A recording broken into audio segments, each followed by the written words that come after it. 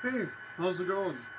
Today we're going to cover more than just some light programming on some ScaleTrains low sound equipped locomotives. First, I'm going to go over the throttle and how it operates compared to an NCE cab, and then we're going to talk about finishing the programming on this NS SD40-2 Admiral cab, and then we're going to dive in to actually, beyond speed matching, actually brake matching and program matching between these two engines. One of the big problems is going to be there are two different designs of loc files. One's a V4, one's a V5. Now, as I found out yesterday while making this video and programming another dozen engines, is that there's a lot more problems to this than I anticipated, especially with the other locomotives and different files.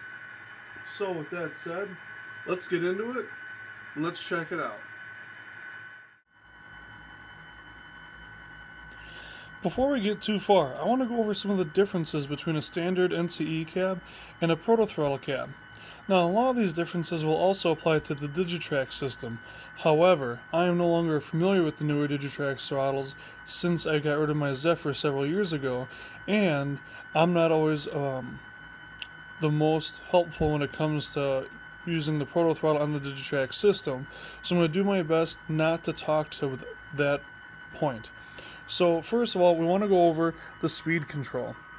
So this is how you control speed on a normal locomotive using your NCE power cab or throttle. And then you can also use the buttons here. You change your direction here, your momentum here, and you can activate functions 1 through 0 on this keypad and further down here. Now, the benefit to using this over the ProtoThrottle is you generally expect quicker commands. You can perform functions a little bit more quickly. However, it is not as much fun, and for the enthusiast, the ProtoThrottle is the way to go. Now, while operating the ProtoThrottle, this is going to control your speed. This is going to control your direction. This is your brake because it's not going to come to a stop on its own for quite some time. This is going to activate the bell. This is going to activate the horn. And these control your lights, front and rear, completely independent, which you'll have to program into your decoder and much of these other things here. So, with that said, let's get some familiarity with using the throttle. So I've got the reverser in forward. It's not marked reverse, neutral, forward, but it's just the reverser, and there will be no writing on here unless you add it yourself, which you could easily do with some decals. So let's switch from trains.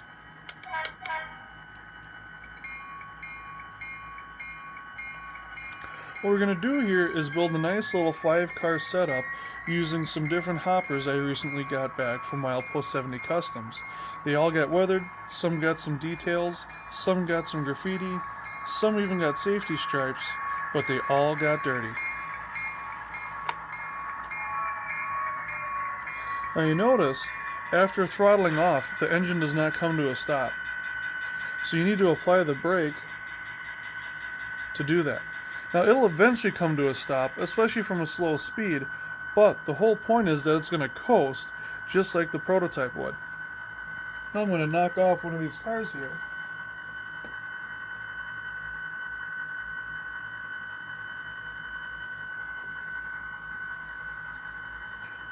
We're going to put a couple of these back.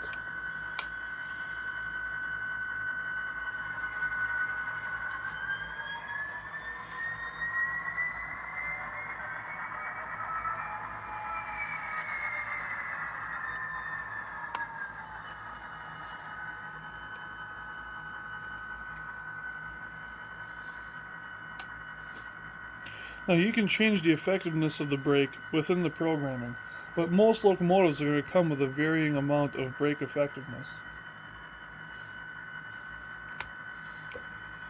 Make sure that you remove the brake before moving forward. Also, if you have the reverser on, it's not going to go anywhere. Now if you have this forward and you have the brake applied, you may notice some movement on some decoders. Other decoders will rev up and move slightly. Other decoders won't recognize it at all.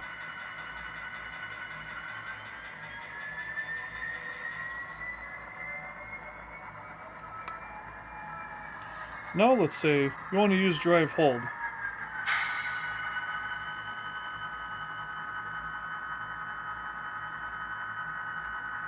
So say you're at a standstill just like this, and you've got a large train you want to move, and you want to make it seem like it's much harder. Well, I have this set to drive hold, and you can see on the screen here it says I've activated it. Right there.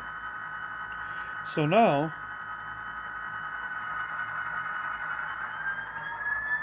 it's going to hold that until I release this.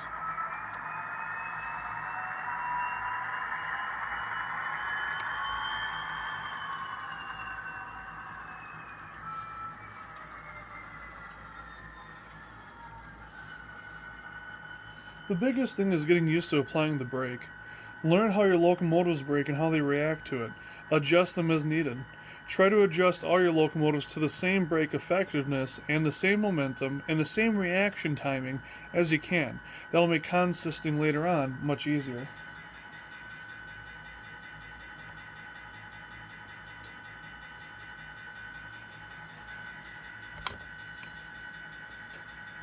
This is a great way to make a small layout feel much bigger. It takes longer, you can perform brake line checks, everything. With the newer updates to the throttles, you can even pressurize the system or your braking system for a more realistic operating session.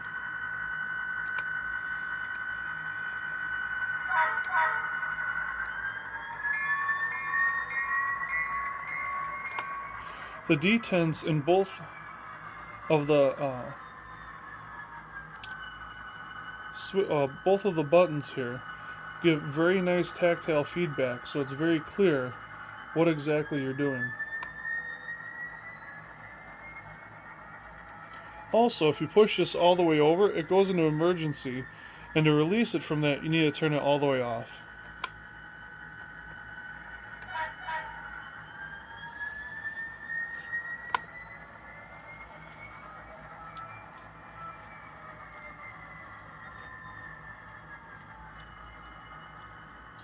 With these cars being recently weathered, they are a little sticky on the couplers. You can also throttle up very high, and then once you get up to your desired speed, you can throttle off for a nice shoving or coasting effect. And if you slow down too much, just throttle up a little more.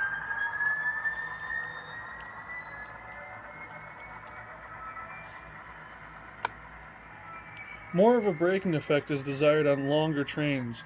Therefore, I give my mainline locomotives a little less braking effectiveness and a little bit more momentum going forward. But for switching, especially on my smaller locomotives, I like to have a little bit faster response time.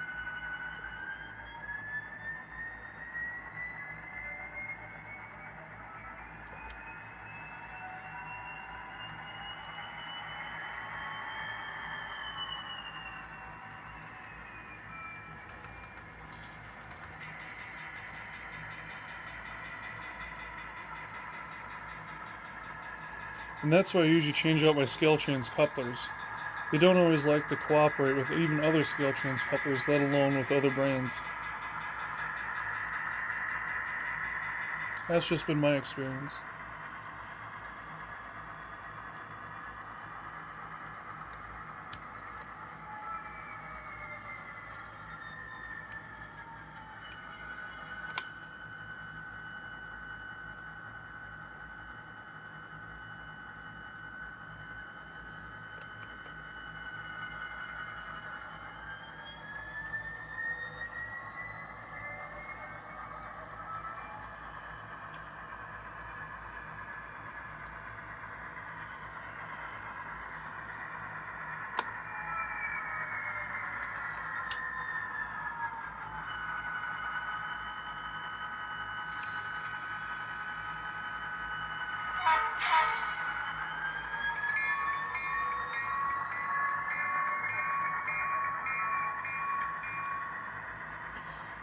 A couple of reasons that the ScaleTrains locomotives are so desirable to me, specifically for ProtoThrottle operation, is because one, they have a loc decoder in them.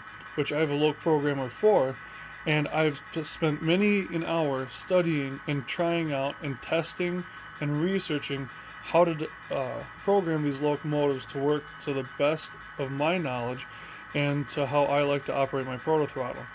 2, they have a keep alive in them, which is helpful for unpowered frogs, dirty track, club track, or other people's layouts where the wiring may not be up to snuff, or your own layout if it's in progress like this one. None of this track beyond this point here is powered. Everything is just through the switches. So with the frogs and the points where it may be not the best contact, it's very helpful. And 2, the design and energy put into these ScaleTrains locomotives is beyond comparison. They're so beautiful to look at, and it's so worthwhile to have a ProtoThrottle to operate them. It just matches them so well. It's the best complement to running a ScaleTrains engine. As you can see, I can have my dimmer independently controlled in the back here. Oh. Looks like it didn't couple.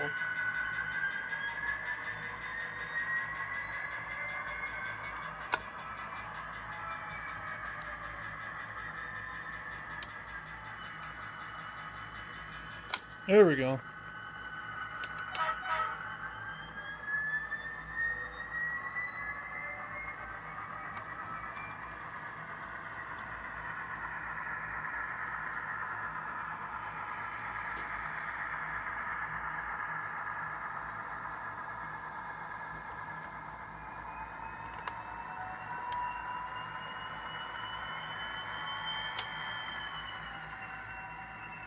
Of course, if you start making too many fast movements with this, there is going to be a delay in the decoder itself, because the engine's only going to respond so quickly, just like it would in real life.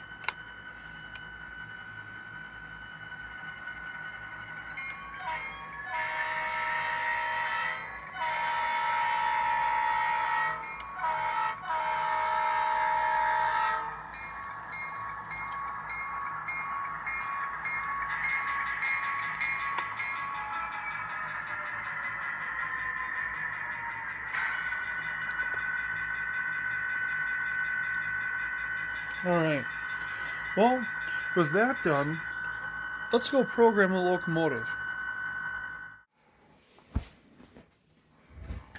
Alright, so we went over the basics of using the ProtoThrottle and how it relates to the NCE cabs. Now what we're going to do is actually program a locomotive from start to finish. So this can be difficult at times and can be quite challenging. But the important thing to remember is it's going to take time, you're going to make mistakes, and I'm going to show you how to most carefully carry this out so that you can minimize the impact of those mistakes. So first, we need to select a locomotive. I'm going to start with a locomotive that has not yet been programmed for the ProtoThrottle.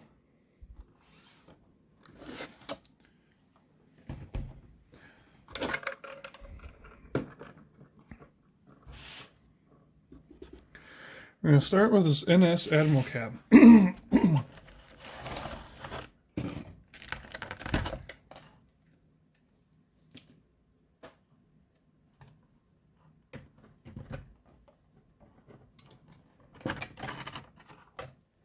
not the most graceful at taking these things out of the box, so please be kind.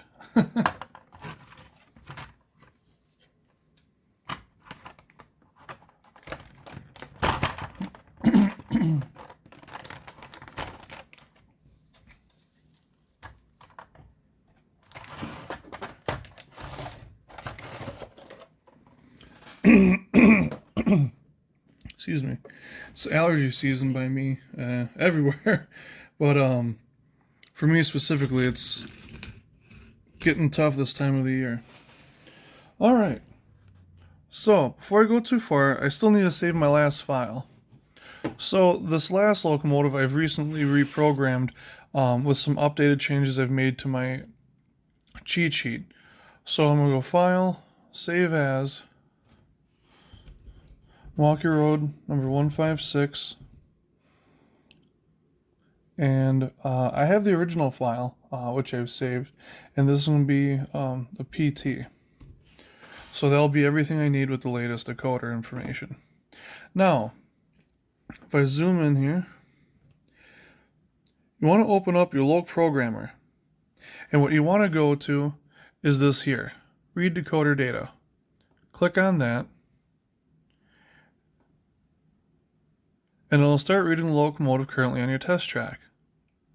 Now you want to make sure your test track is clean. This is going to be very important, as because you want to make sure that the contact and the information going to and from is going to be clean and very much useful. Now on my cheat sheet, which I have here, I've got all the different functions, what they are or what they should be, and what part of the throttle is going to be activating that. Now on here, I also have a couple other things that are going to make a huge difference. So max speed will be set on a locomotive basis. I have a speedometer that actually tracks the speed of the locomotive, and then you can adapt the top or the max speed with that. And as long as you have a linear speed curve, it should be pretty easy to speed match most of your locomotives with loc sound decoders, because of the functions that the loc sound decoders have for motor control. Now, on this first page, we want to have F8 through 10 activated. 8, 9, 10. Because that way when we go to lash up our locomotives, they're going to work together. So you don't want the lights, you don't want all these other things necessarily working when you're in a consist. But you want the sound to come on, you want the brake and the drive hold all to take effect at the same time with your locomotives. Now another thing I have that's going to be generic is going to be the acceleration momentum and the braking. So on a locomotive that has a 14:1 helical gear ratio, or just a 14:1 gearing ratio, which is unspoken standard among model manufacturers, but this does definitely apply to Proto-2000 and to ScaleTrains. And I believe Athearn, which are three of the more popular models among my fleet. So this is going to work well. So we're going to make sure we set that too. So we're going to go down to braking settings. We're going to set these all to 128. I accidentally moved that one. So actually we're going to go back, read the decoder data again, because that moved. So one thing you have to be kind of careful about is navigating this. You don't want to accidentally change something and not realize it, and then you have some major issues and now you don't know what to do. So before I go too far, I've got some of this stuff changed in here already, but I want to make sure I have this in here already. And it looks like I already do. I have the original file right here. So we're going to go back down to brake settings. Make sure I keep my cursor off of this so we don't change anything unnecessarily. So I've got the braking on here down to 200, actually up to turned up to 230. So this thing's going to brake pretty quick. So what I can actually do right now is actually go check to see if I'm happy with this brake setting, because as I go through and edit my locomotives, if I find something that's more useful to me, I can go back and change my other locomotives as well. So let's go test this out and see how this works. So specifically what I'm looking for right now, because the lighting functions haven't been programmed on this engine, but obviously I've messed with some of the other things. So I'm going to use the ProtoThrottle to switch around with this engine and see how I like the braking function.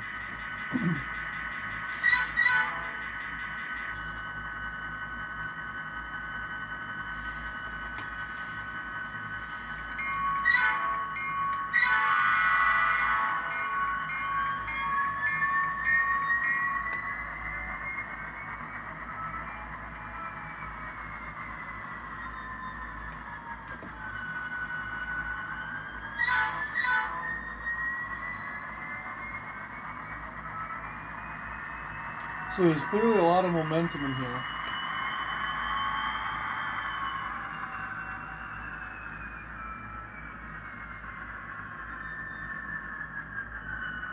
But the braking seems to work very well for what I like. Considerably more than what's in my bicentennial unit.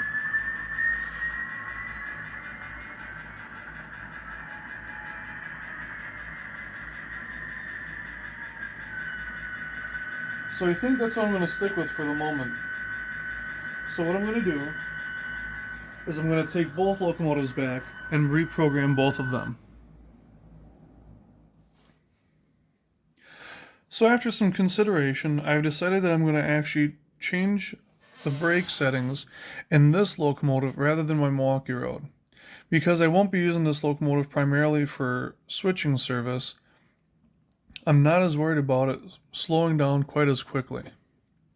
If I'm not mistaken, I have my braking set to 128 on the other SD40-2s. So maybe a good spot to meet would be 150. So that's what I'm going to change this to right here.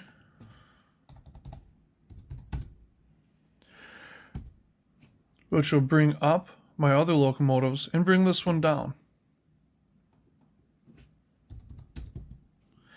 And I'm going to go and change all of them just so there's less confusion if there's ever an issue. So it brings it down to 58.82%. Now what I'll do is across all my locomotives, I'll change this all to 150.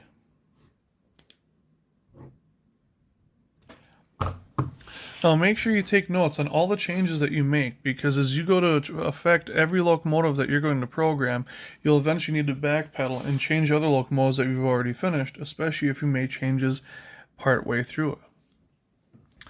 So as that's done now, we can go on to some of the next things that we're going to work on. So we've got 8 through 10, we've got the address we want, we've finished our braking settings, we've got our momentum set. Now we need to go into driving characteristics. We're going to set momentum at 50 for acceleration, I believe, which will be a nice road acceleration. Now you need to go into function mapping. I'm going to zoom in for this part because this is going to be very important. So I hope you guys can see this alright, because if not, this could be a problem. So now that we've got the function mapping here, what we need to do is start isolating some of the functions on this locomotive. So the headlight, for instance, will be set so that it is not directional. When you push F0, it's actually going to keep the front headlight on regardless. And when you push F11, I believe it is, if we go back here, you're going to have the rear headlight on. F12 will be front dim, F13 will be rear dim. The ditch lights will have functions set to the knob, so they'll be activated independently. Everything will be remapped.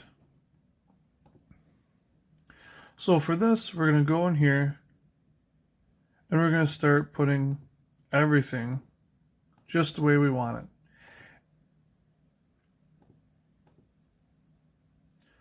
So we want to ignore the direction, so that way we can make sure that it's on no matter what. Now we can go down to F11 and change that. Rear headlight, front dim, front dim. Looks like we have some of this stuff set already, but we also have unnecessary sounds coming on at the same time, which is not necessarily the worst thing. If you want to have a certain sound effect come on while you're using certain functions, there's absolutely nothing wrong with that. It'll add some creativity and some animation to your locomotive and your operations. So right now, we need to make sure we have this ditch light set, which is going to be F6 and F7. Which does not necessarily appear to be the case. So what we're going to do is go to the driver's cab option. We're going to go to Go, which is going to activate the locomotive and start it up right away.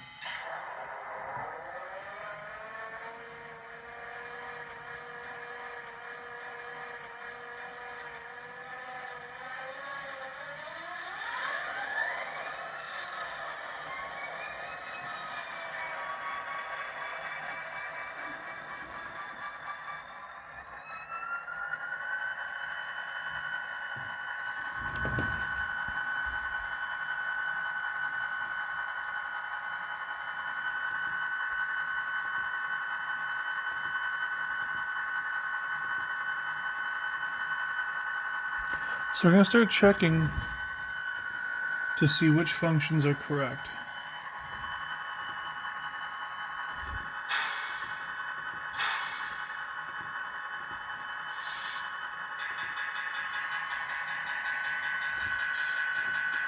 So it would appear I have some of the functions set on here, but we still need to configure the ditch lights. So we're going to hit stop.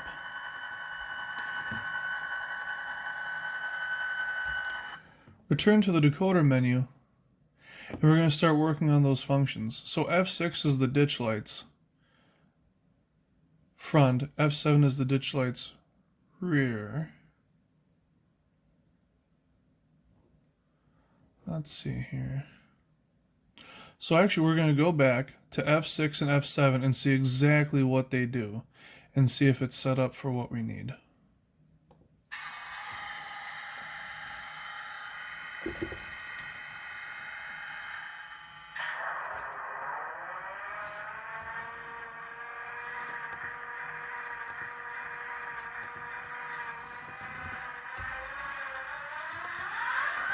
So F7 is the rear ditch lights,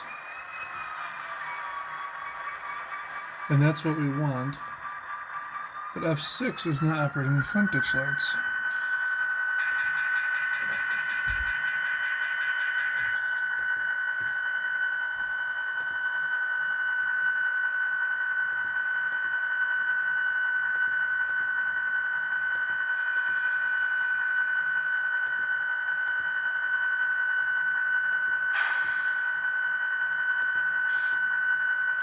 What I'm doing is I'm going through the various functions on the screen to see what else may be activating these ditch lights.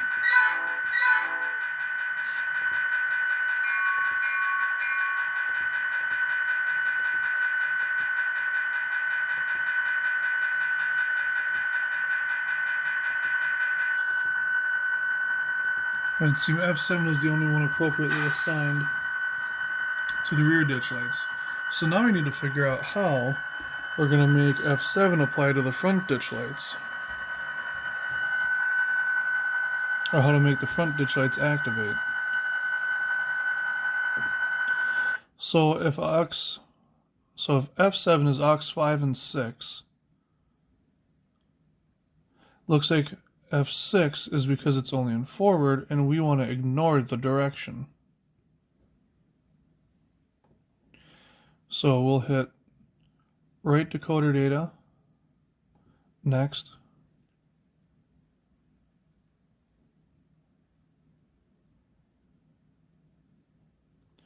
Go back to the driver's cab.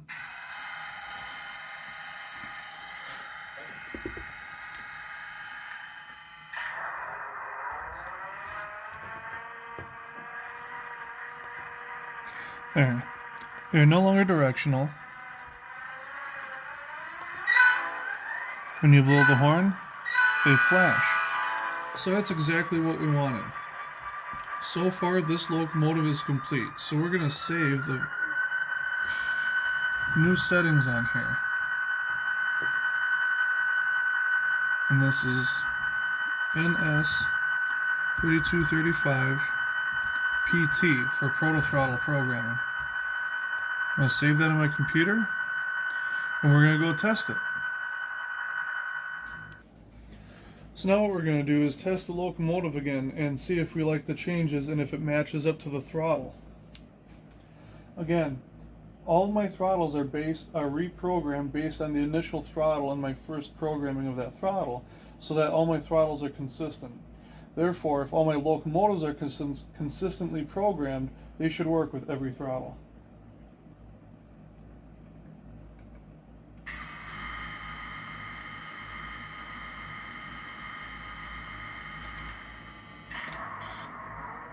So I'm going to work through all the different features on this thing, starting with the headlights.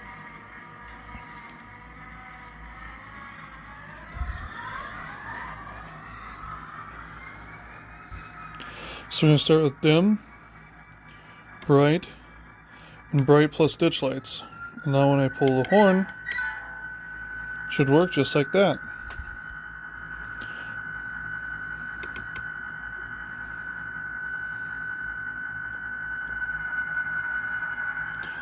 Now this locomotive will not accelerate quite as quickly as it did previously because I took out some of that momentum. Or I added some more momentum. Now we're going to move this locomotive around.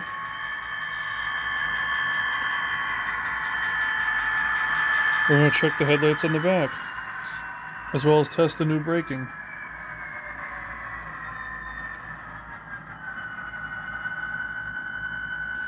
There's still a lot of momentum in the braking. So what I may end up doing is going back to the old style. So now we're going to go rear dim, rear bright. Seems to be no difference. And rear bright plus ditch lights. So what I'll have to do is look into the programming. Oh, that's dim, bright. Now it's working.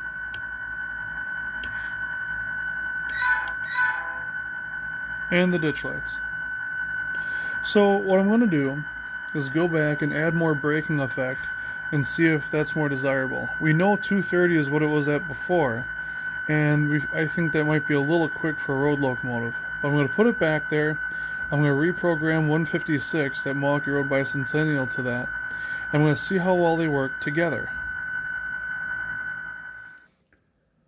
Alright, so now I've gone through and reprogrammed number 156, my Milwaukee Road Bicentennial, to 230 for the quantity or the value for the braking effect, and I'm going to do the same thing here.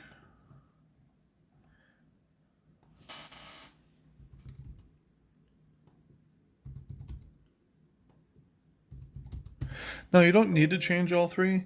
I just do that because that's how I feel it works best. And it works better for me. I don't have to worry about which one am I on, which one is it set at, any of that. It's just easier if it's all three for me. If you get more into programming and everything, that's great. You'll know more than I will. But this is just very basic stuff. And I want to go ahead and apologize for the quality of the video. I understand it's not the best. It's not going to be great. But this ProtoThrottle stuff and this programming with this takes a lot of time. It takes a lot of energy. It takes a lot of thinking. And it takes a lot of practice. So please bear with me. I'm just trying to help you guys get a better start on this if I can. So next, we're going to grab both of these engines. We're going to set them up in a consist. I'm just going to double check real quick to make sure that F8, F9, and F10 are all selected, because that's going to be very important when we go to operate these engines in a consist. So let's go try that out. Alright, so the time has come. We're going to set up a consist with these two locomotives. Now to do this, we're going to use the advanced consist style. So we're going to hit set up, enter for advanced. Consist address is going to be 127. Lead locomotive is 3235, and that's going to be facing forward. The rear locomotive is going to be 156. That's going to be facing rear. Now that we're done, we can just hit enter again, and our consist address is 127. So I just want to make sure that this throttle is not calling one of those locomotives. Now I should be able to put 0127 into my ProtoThrottle and control the locomotives.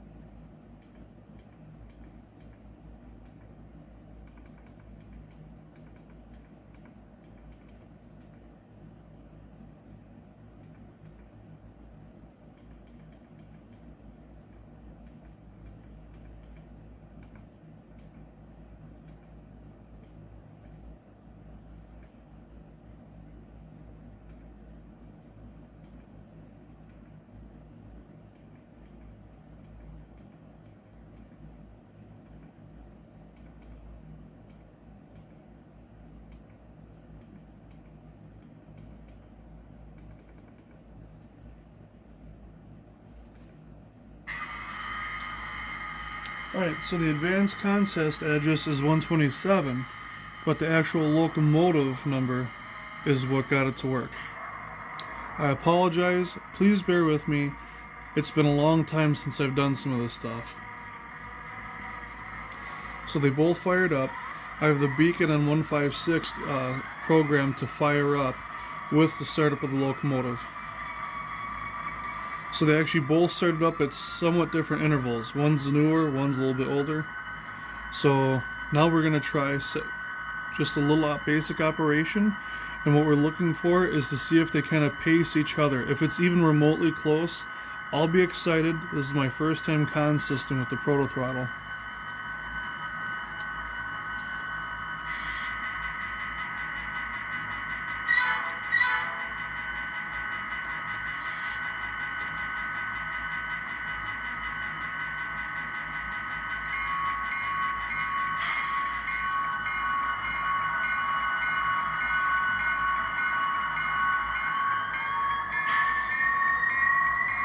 So the molecular SD40-2 is moving a little bit quicker.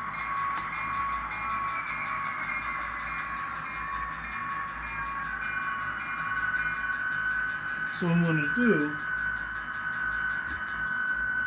is move him back a little bit further, and we're going to try this again.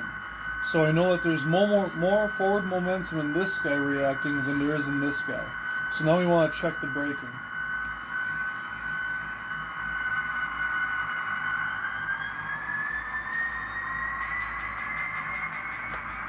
Considerably more.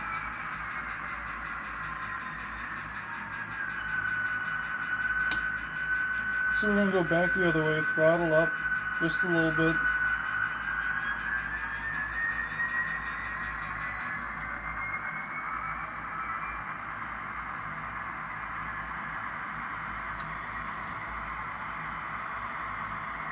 Throttle off, and now brake. So other than the forward accelerating momentum, the brake was pretty close and everything else is operating very closely. So I need to go back and check the momentum for each locomotive and see if they're the same. If they're the same, then there's going to be an issue on which locomotive is taking it quicker or how it's reacting. So now, it's back to the computer.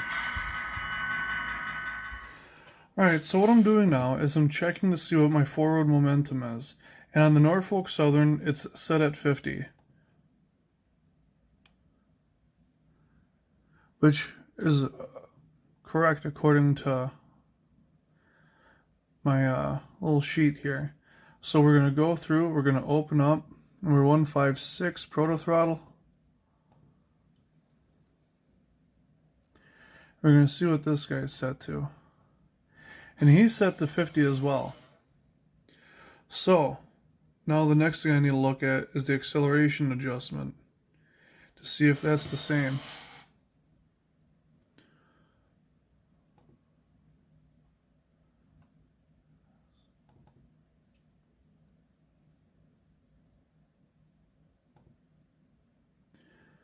And it is. So I'm going to have to take a little bit more work here and see why these are accelerating at two different speeds when everything else is about the same. So it means I need to look at the deceleration adjustment or the at something else to see what else is going on here. So my NS is at 50 and that's taking 44.8 seconds to get the full speed from 0. My forward trim is 128 and 128.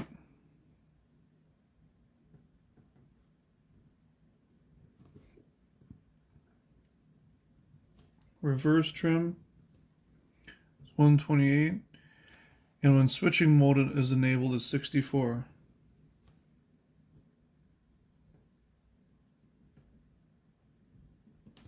Now something to take note of is the difference in the version of the software for the decoder can make all of these differences.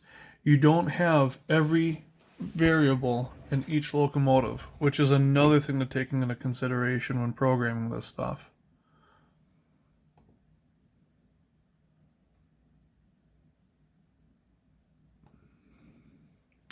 So hoping to be able to open it in a different window. Looks like it might be letting me. Awesome. Okay, driving characteristics. So that's the same as well. But if you notice, 50 is 12.5 seconds here. So what we need to do is get the seconds to the same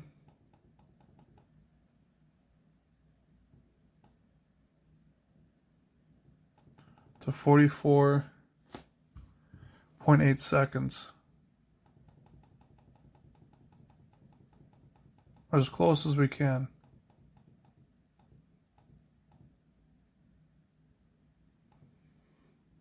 So 44.75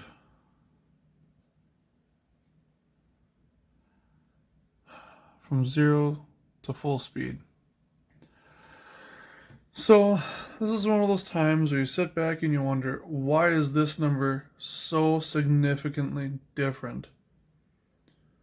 And that's one of the problems we have. That's one of the issues you're going to come across. And this is why you have to take note of everything you do at every step and every stage along the way. And this is why you have multiple files. And this is why you save everything that you come across. So I'm going to put 156 back on the track. I'll zoom out here a little bit, maybe not. And we're going to save this to the locomotive. We're going to write the data. And we're going to try it again. So if this works, I'll know that I need to watch over the seconds first, more than I need to watch over the actual factor here.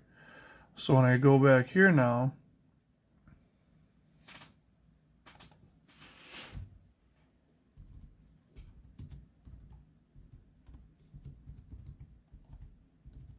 I'm going to add a little asterisk to the 44.8 seconds, because that's going to be more important as the actual time to full speed than this number here, because this is obviously going to vary by engine now.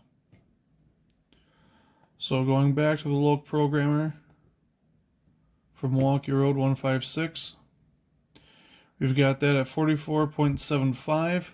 The Norfolk Southern is at 44.8. That's as close as we're going to get. Back to the layout.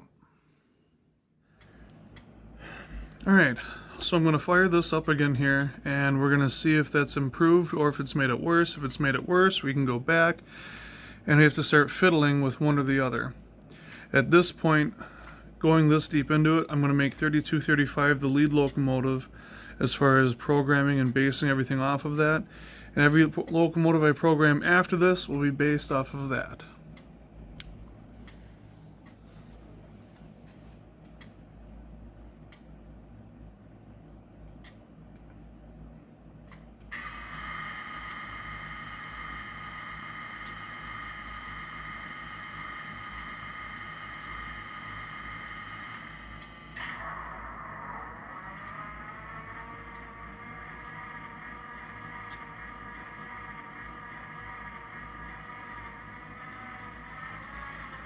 Unfortunately, I only hear one locomotive firing up, which means I've probably lost consist programming in 5 or 156. So I need to go through and re-enter the consist. When you program with the loc programmer, it's rewriting the entire decoder. So if you don't have the consist address in it, it's not going to save it.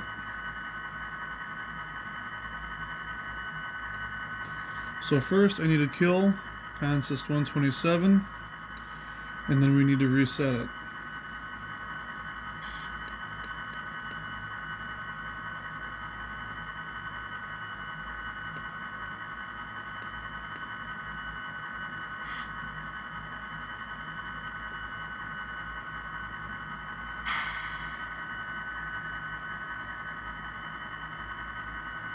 So now, because it's not fired up, it may fire up separately.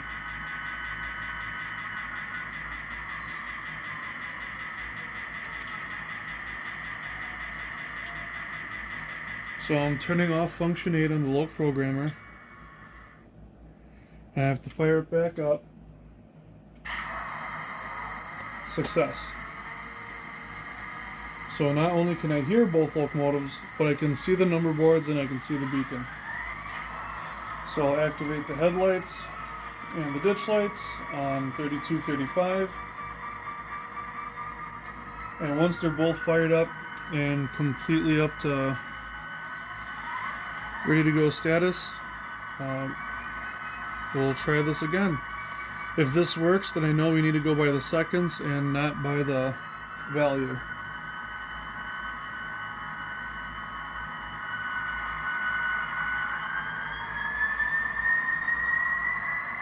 Perfect. That's pretty darn close.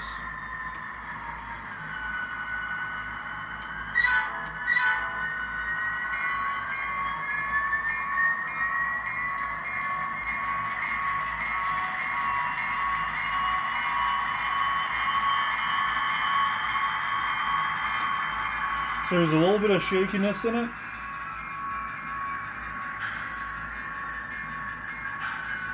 And there's more braking effect on the Milwaukee Road than there is on the Norfolk Southern. So that's the next thing we need to address, is now that the braking is more effective on the Milwaukee Road than the NS, now we need to go see how long that effect is supposed to happen on the two and reprogram it. I like the way that the braking took effect on the Milwaukee Road, so that's what we're going to go off of this time. Again, this is a long process.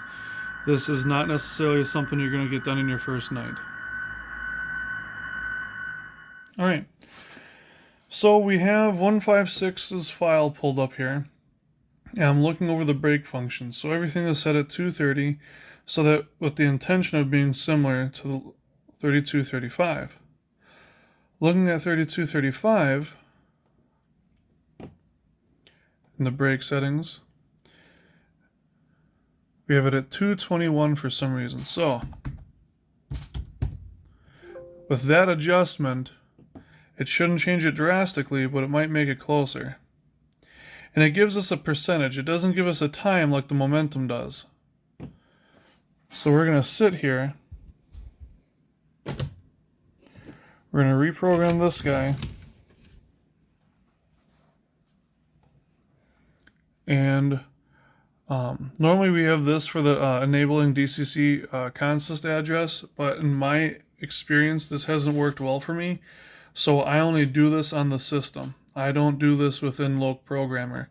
So I'm not going to add that in there. But we've updated the momentum now. And we've maxed out the deceleration momentum on both. So it's 228.48 seconds. And while we're on the NS unit, we're going to go ahead and write that data.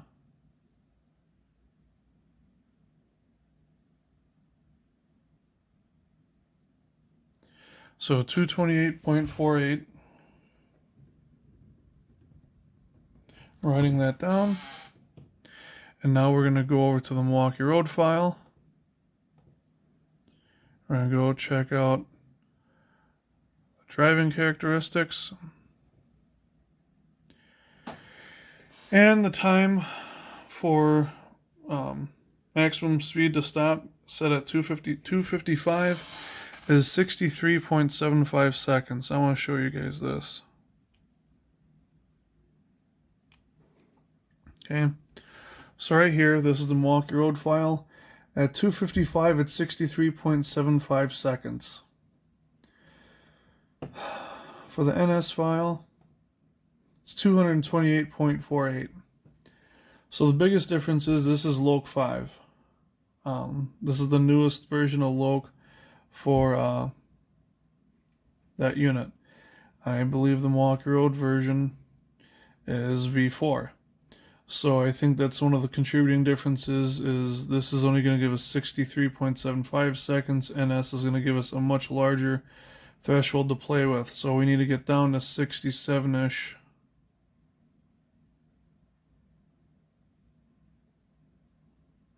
What I might do is just put it down to 60 point, as close as I can get to 60.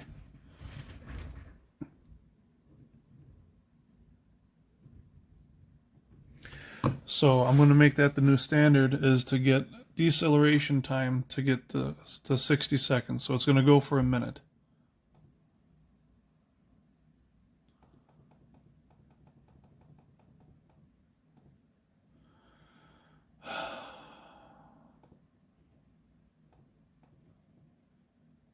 So I'm saving both files, and now making sure that I have 3235's file pulled up, we're going to write that data to 3235.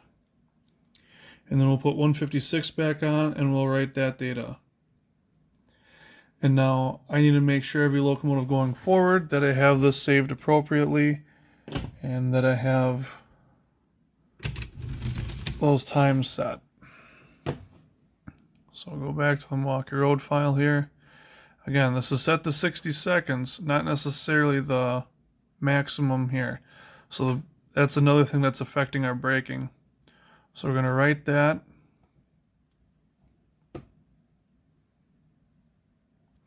You need to absolutely make sure when you have multiple locomotives files pulled up like I do that you're programming the right file to the right locomotive, or you are going to have a nightmare.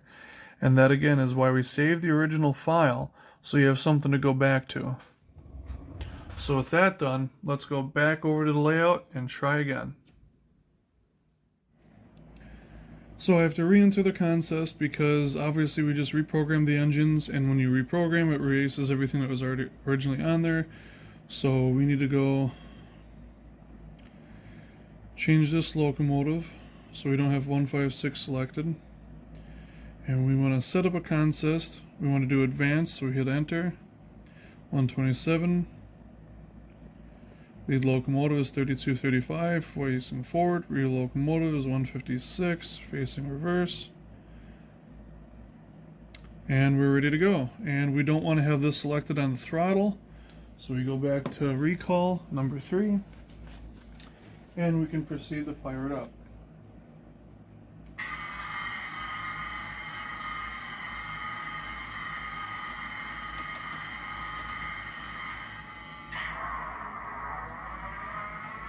So both locomotives have started up successfully, which means that the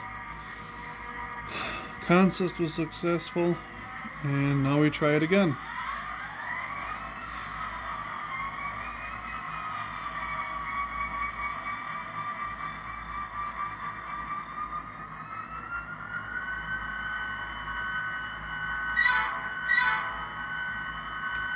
Release our brake.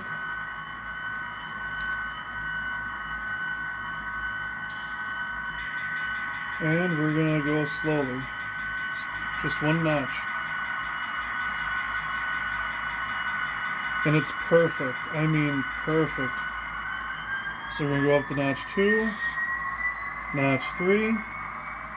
We're going to coast. Coasting is spot on. And the brake application is perfect. I'm going to relocate the camera so you guys can see that even better. I cannot tell you how good this feels. So now we're going to go in reverse.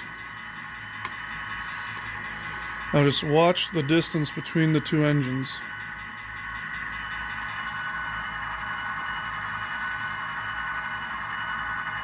It's nearly perfect. Coast. Brake application. I'm not quite sure why the rear headlight pops on occasionally. I'm really not going to worry about that. What I am thrilled with is that I successfully speed matched two locomotives with varying decoders with different settings together in a consist. Now you guys are watching this in TV time, and what I mean by that is you don't see all the stuff I'm doing outside of this. Detaching and reattaching equipment for the camera to hold this in place. Going through, I spent probably 2 hours preparing to make this video, testing and programming other locomotives, practicing, so when I do it for you guys, it's perfect. So thank you for bearing with me if you're still watching, and if you are still watching, share this video on your newsfeed or on your favorite Facebook page.